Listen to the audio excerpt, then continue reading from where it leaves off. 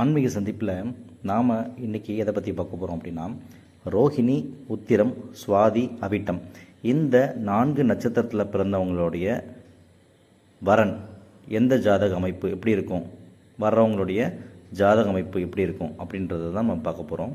இது love marriage இருந்தாலும் சரி, அரேஞ்ச் மேரேஜ் இருந்தாலும் சரி, இந்த 4 ரூலில் ஒரு ரூல் கண்டிப்பாக இருக்கும். அப்படி இருந்துச்சுன்னா நீங்கள் அந்த ஜாதகத்தை லவ் பண்ணலாம். இல்லை அரேஞ்ச் மேரேஜ் இருந்தால் நீங்கள் அதுக்கு நெக்ஸ்ட் லெவல் ப்ரொசீட் பண்ணால் கல்யாணத்தில் போய் முடியும். சரிங்களா? வாங்க இப்போ வீடியோக்குள்ளே போகலாம். ரோஹிணி, உத்திரம், சுவாதி, அவிட்டம் இந்த 4 நட்சத்திரத்தில் ஏதாவது ஒரு நட்சத்திரத்தில் பிறந்த ஆணோ பெண்ணா எதுவாக யாராக இருந்தாலும் சரி, இந்த 4 ரூல். முதல் ரூல் என்னென்னா, அஸ்வினி, அனுஷம், ஆயில்யம், பூரட்டாதி, பரணி, மகம், கேட்டை, உத்திரட்டாதி இந்த 8 நட்சத்திரத்தில் ஏதாவது ஒரு நட்சத்திரத்தில் உங்களுக்கு வர வரன் பிறந்திருப்பாங்க. சரிங்களா? இந்த ரூல் இருக்கான்னு பாருங்கள். இல்லைன்னா செகண்ட் ரூல் பாருங்கள்.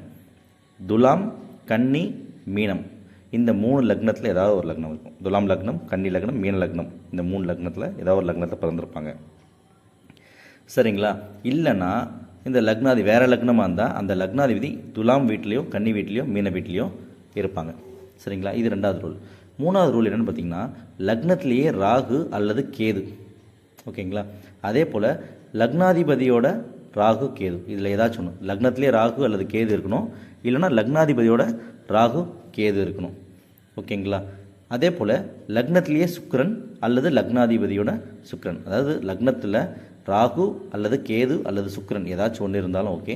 இல்லை லக்னாதிபதியோட ராகு அல்லது கேது அல்லது சுக்கிரன் ஏதாச்சும் ஒன்று இருந்தாலும் இந்த ரூல் அப்ளிகபிள்.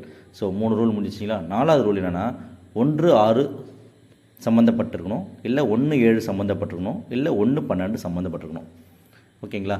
இல்லை 1-6-7, 1-7-12, 1-6-12 அப்படி காம்பினேஷனாக சேர்ந்துருக்கலாம், இல்லை பார்வையாக இருக்கலாம். சரிங்களா? இந்த 4 ரூலில் ஏதாச்சும் ஒரு ரூல் கண்டிப்பாக இருக்கும் வரப்போகிற வரனோட ஜாதகத்தில்.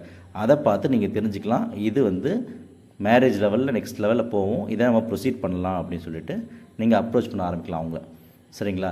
இப்படி நீங்கள் ஜாதகம் பார்த்தீங்கன்னா உங்களுக்கு ஈஸியாக வரன் அமையறதுல எந்த பிரச்சனையும் இல்லாமல் இருக்கும். நீங்களும் அலைச்சல் உங்களுக்கு மிச்சம்.